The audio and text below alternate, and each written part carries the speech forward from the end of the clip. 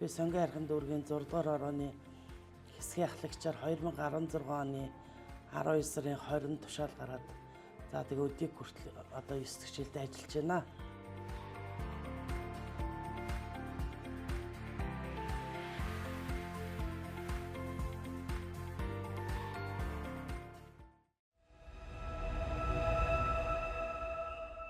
За ерөнхийдөө бол би өөрөө ч анх мэдэхгүй байсан. Анх ороход бол их л инээдтэй түүхтэй. Би эрүүл мэндийн шалтгаанаас болоод өөрийнхөө мэргэжлийн ажлыг хийж чадахгүй байхад хүн надад санал болгож ирсэн. Бараг хийгээд байх юм байхгүй амар ажилладаг гэд. Тэгээ бараг яг үннийг хэлэхэд л амар хэр нодож орж ийлээ. Тэгсэн чинь ажил хийдэг хүнд амар л байсан юм байлээ. Ер нь бол яг өөрөө үүргээ мэдээд ирсэн чинь хэсгийн ахлагчийн ажил маш чухал ажил гэдгийг өөрөө одоо энэ 8-9 жилд бол ойлгож байна. Яг тэгээд хэсгийн ахлагч төр иргэний гүүр болж байхад иргэний талаар буруу мэдээлэл өгвөл иргэний талаар дутуу мэдээлэлтэй байх юм бол тэр хүн гүүр болж чадахгүй. Тийм учраас би бол анханасаа урдны авсан хэсгийн ахлагчаасаа би ямар ч материал аваагүй. Одоо бол би ер нь бол 302 өрх хариуцдаг яг миний хувьд бол 1184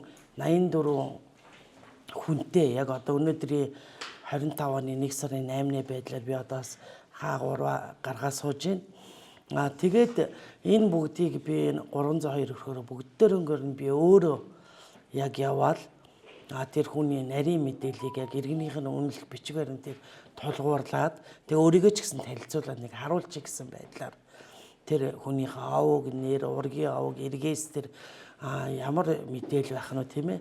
Нас хүүс, эрэгтэй, яс үндэс, утасны дугаар, албан газрынх нь мэрэгжлийн ер нь бүх тал дээрээ би өөрт одоо шаардлагатай гэд тэр хүнд эргүүлээд мэдээлэл хангахын тулд ахин тэхэн нэг айлыг олон удаа та яг одоо тийм судалгаа надад ирсэн гэж асуухгүй тулд ерөнхийдөө би бол өөрөө бүх айлуудаараа явж авсан учраас одоо миний хамгийн чухал юм маань эхлээд өөрийгөө хүмүүс танилцуулсан, хүмүүстэйгээ танилцсан. Тийм учраас одоо бол ямар ч байдал дээр бол би иргэдээ бүгдийг мэднэ. Иргэнийхээ бараг бүх иргэдийнхаа ер нь утасны дугаарыг бол ер нь бараг чэжээр мэднэ дээ. За манай хороо болохоор нийт 12 хэсгээс бүрддэг. 1-ээс 12. Би болохоор энэ 8 дахь хэсгийн ахлагч нь.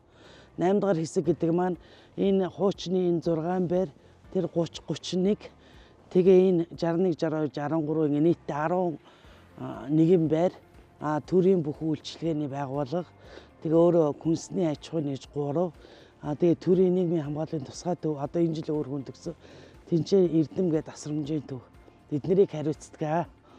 За тэгээ бид нар болохоор чинь айл болгоны хаалгыг тогшиж бид нар мэдээлэл авдаг. Ер нь байр хороол, гэр хороол ялгаа байхгүй. Байр хорооллынх нь гэр хороолоосоо хэцүү байдаг. Хаалганы цаана орчоор ер нь халаа тайлахгүй шүү дээ.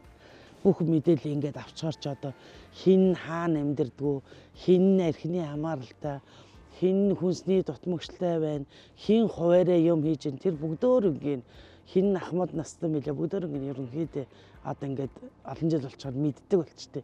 Яг өөрөө төрсөн ч юм шиг л болчтой. За тэгээ манай энэ одоо энэ засмал байна. Манай энэ ер нь Сонгон архины бүтээн байгуулалтын нэг хуучин энэ газар маань өстой үерийн ус шавар зогцсон газар байсан. Энийг бид нар чинь санал болгож манай хорооны засаг дарга тэгээ бид нар чинь энэ иргэдийн саналаар би дамжуулаа хэсгийн ахлагч тэгээ энэ сайхан орон нутгийн хөгжлийн сангарын замтай болсон. Одоо бол энд борооцоос ямар ч юм үнэхээр сайхан байгаа. Тэгээ хэсгийн ахлагч нь иргэдийнхаа асуудлыг дамжуулдаг. Одоо миний ганц чухал юм энэ байна. 1954 оны ашиглалтын шаардлага хангахгүй болсон барилга. Зуны цагт ингээ бороо усан гойч нь өвлийн цагт паар нь хагараад доороос уурс авсаад тэгээ энэ жил одоо ямар ч гэсэн нэг хонглын үзүүрт гэрэл асж байгаа. Ханы материал хашаан дотор 713 айлын орон сууцыг шинээр барьж эхэлнэ гэсэн. Тэрэнд манайхыг ямар ч нэг жил 2 жил хүлээчгээд энэ 154 айл маань бүгдөө шинэ барилгад орно гэд. Одоо миний ганц зорилго л энэ байна одоо. Тэгээ ямар ч гэсэн манай энэ хотын дарга энэ удирдах хүмүүс нь ирсэн. Энэ жил манайх энэ ямарсан шинэ байрны батламжаа бид нар аавна. шинээр орон сууцны бодлогын газраас ирж гэрээ иргэсэн. Одоо ганц итгэж найдаж байгаа юм маань л энэ хүмүүсийг шинэ байртаа болгочвол гэсэн бодолтой л байгаа. Тэгээ ерөнхийдөө миний нэг бас нэг зорьсон зорилго байд. Ерөнхийдөө өөрөө хэсгийн ахлагчийг би өөрөө сонгож орсон. Тэгсэн боловч цалин мөнгө бол бид нэр бага байсан ч тэр ерөөсөө хамаа авахгүй. Би хийнгээ орсон л юм чинь хүний нүдний ийгч вэ, даалтч вэ? Би яг л ажиллаа. Ерөнхийдөө 100% гүйцэтгэлтэй хийхийг л зорддог. Яг нөгөө хэсгийн ахлагч хоргонд ажилддаг байхдаа хүн ер нь бол баргийн юмыг анзаардгүй юм билээ. Хэсгийн ахлагч болцохоор чинь нэг нүх гарцсан байхад хүртэл за нөгөөдх нь чинь сэтгэл гаргаал хөөх энэний зургийг авчиж за одоо энийг тийшээ мэдээлээд хэлчихье гэдэг л болчтой юм билээ.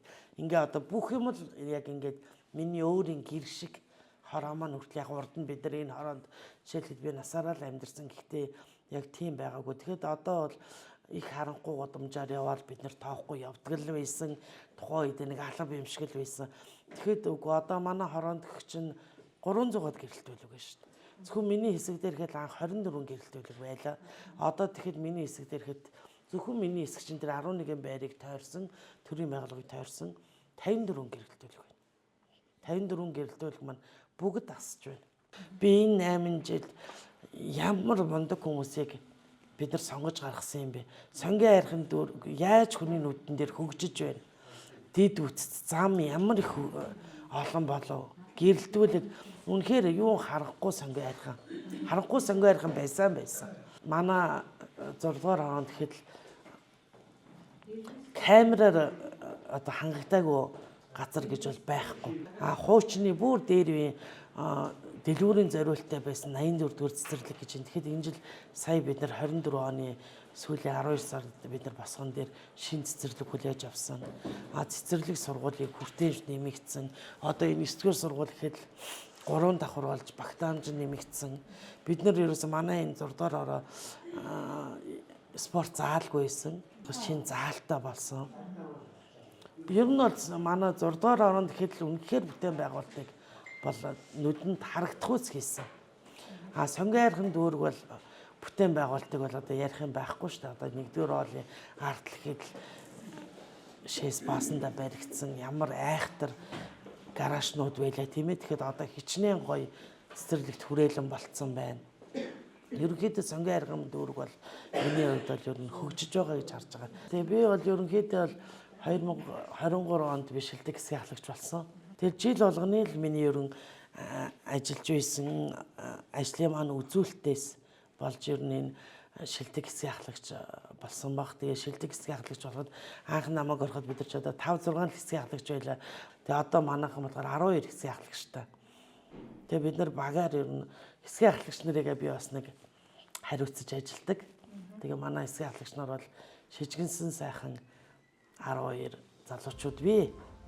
Тэгээ намайг ажиллахад манай хамт олонны нийт хоорондоо бидний ажиллаж байгаа арга барил маань намайг авраг болоход нөлөөсөн. Нийт маасаараа манайхан чинь жил дараал нь л ер нь өндөр үзүүлэлттэй ажилладаг байсан. Тэгээд шилдэг хэсгийн ахлагч болсон да. Намайг зориод ирсэн нэг хүн ч гэсэн тэр хүмүүсийн итгэлийг алдахгүй ажиллаж явах хугацаанд нэг хүн ч гэсэн сайхан эерэг хандлагатай нэг сайхан энэ ажлаа мэддэг хүн маань за ингэж ийн гэд нэг сайхан сэтгэл төрүүлээд өөрийнхөө мэддэг чаддаг юмар туслаад гаргачихсан гэсэн л бодол ер нь надад байдаг.